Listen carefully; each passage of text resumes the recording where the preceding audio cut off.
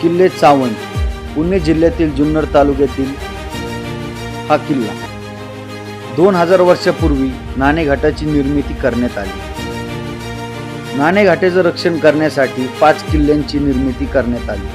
शिवनेरी किल्ला, निमगिरी किल्ला, जीवधन किल्ला, हडसर किल्ला आणि 5वा चावण उर्फ प्रसन्नगड। छत्रपती शिवाजी महाराजांनी दुसरे नाव ठेवले प्रसन्नगड। तर मग बघू आता पुढे लॉग मध्ये ते नाव म्हणजे प्रसन्नगड। तर चला आज आपण त्याची माहिती घेऊया। शिवाजी महाराजांनंतर किल्ल्याचे शेवटचे किल्लेदार यांनी इंग्रजांविरुद्ध किल्ला लढवत आपल्या प्राणांची आहुती दिली।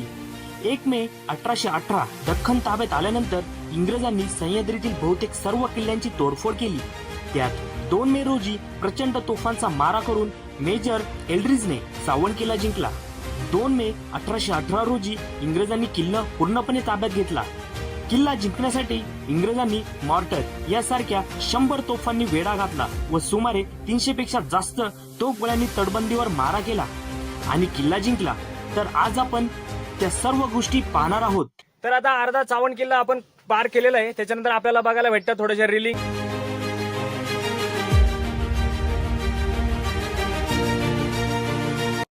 तर काही एवढं जास्त रिस्की नाहीये, तुम्ही बघू शकता। कारण इथे रिलिंग्स असल्यामुळे काही एवढं इश्यू येणार नाही आपल्याला चढायला। पूर्णपणे निवांत चढायचं इथे।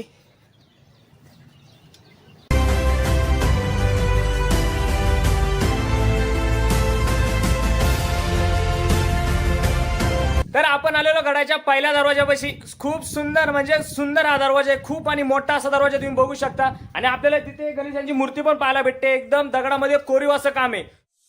महादरवाजा हा किल्ल्याचा मुख्य प्रवेशद्वार आहे। हा दरवाजा यादवांच्या काळामध्ये बांधला गेला होता। याची रचना आणि बांधणी अत्यंत मजबूत आहे। महादरवाजाच्या 2 बाजूला मोठे बुरुज आहेत, त्यामुळे किल्ल्याचे रक्षण वाढते। दरवाजाच्या वरच्या भागात कोरीव काम पाहायला मिळते, तसे शिल्पेही बघायला भेटतात, ज्यामुळे त्याचे सौंदर्य वाढले आहे आणि किल्ल्याच्या महादरवाजाला विशेष महत्त्व दिले गेले आहे।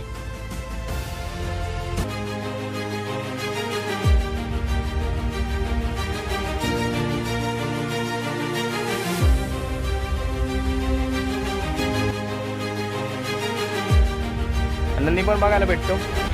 7 देवाची पुष्करणी खडकात खोदलेली आहे आणि ती एक जलाशय आहे। त्यामध्ये 7 पाण्याच्या टाक्या आहेत। पुष्करणीच्या सभोवताल सुंदर कोरीव काम केलेले आहे, ज्यामुळे तिचे सौंदर्य अधिक खुलून येते। ही पुष्करणी शिवाजी महाराजांच्या काळात बांधली गेली होती।